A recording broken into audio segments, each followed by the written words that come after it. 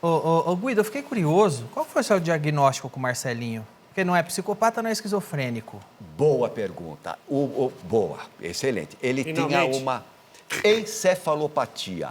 A encefalopatia, ela é semelhante à psicopatia, mas é um sofrimento dos neurônios em tenra idade.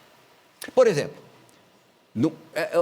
não são todos os casos, é óbvio, mas, por exemplo, nasce com enforcamento pelo cordão umbilical, não vai sangue para o cérebro, os neurônios morrem, pode dar um encefalopata. Um traumatismo de crânio em tenra idade, pode dar um encefalopata. É um problema mecânico. Exatamente. Orgânico, físico e imensurável. E ele teve. Afetou alguma área do cérebro que deixou ele muito confuso, sem empatia? Não, aí o cérebro... Irado? Não, é ira? Não. Ele teve um problema, tem que ser sempre em tenra idade. O cérebro, ele tem neurônios, que são as células cerebrais.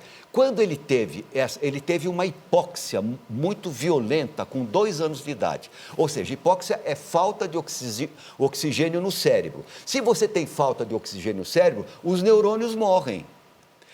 E depois, neurônio não se recupera. E depois ele vai crescer, vai crescendo sempre com aquela deficiência de neurônios, com aquela, vamos chamar assim, cicatriz cerebral. E isso pode gerar esses encefalopatas. Foi o caso do Marcelinho. Ele tinha uma doença rara pulmonar. Ele ia morrer com cerca de 25 anos, não ia chegar a mais do que isso. E então o pai ensinou ele a atirar, a mãe ensinou a guiar. Eu acho que queriam que ele fosse crescido, ou homem, antes de falecer. Eu entendi tudo, mas por que isso que ele teve fez ele matar todo mundo? É um ataque de ira? Não, no caso dele não foi. Por que ele sentiu a necessidade de matar? Então, aí é interessante, porque os diálogos que ele teve, os diálogos prévios que ele teve com os amiguinhos de escola, e também no dia com as professoras, porque ele foi assistir aula, então explicam tudo isso. O nome correto seria um desenvolvimento delirante, paranoico, ou também conhecida antigamente como uma monomania. Ele teve um surto. Teve um surto. Mas esse surto ele veio desenvolvendo há 6 meses. Ok. Porque levou 6 meses. Provavelmente ele entendeu que tinha uma conspiração contra ele. Não. Ele tinha um clubinho que ele inventou junto com os amiguinhos de escola, chamado Clube dos Mercenários ou dos Matadores, porque ele achava que o pai era valente, pegava a mãe também, aquela conversa dentro de casa, etc. E aí ele fez um clubinho com mais 2 amigos, que eles iam sair para ser vingadores.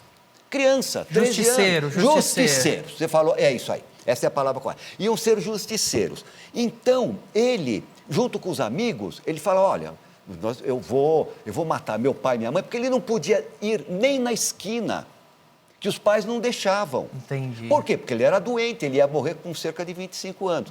Mas eu termino com algo que pode ser interessante também, porque ele tinha muito videogame. Entendi. Jogos de Assassin's Creed era o jogo. Isso, exatamente. Não é que os jogos levam a pessoa a isso, ele tinha um problema orgânico dele. Mas ele usava o mesmo capuz que o... Entendi. Mas aí tem uma coisa interessante, Danilo, que isso aqui me chamou a atenção e até dá um certo alívio. Por que ele se mata, né? Por que ele se mata quando volta para casa? No dia antes, um dia antes dele ter feito tudo isso, ou melhor, na tarde, ele conversou com um amiguinho por telefone e o amiguinho contou algo muito interessante. Ele fala, puxa, o Marcelinho, ele sempre falava para mim que quando ele jogava o videogame, esses jogos dos assassinos, que ele achava gozado porque sempre ganhava vida. Então, é como se fosse uma ressurreição. Ele descobriu que não tem continue na vida real.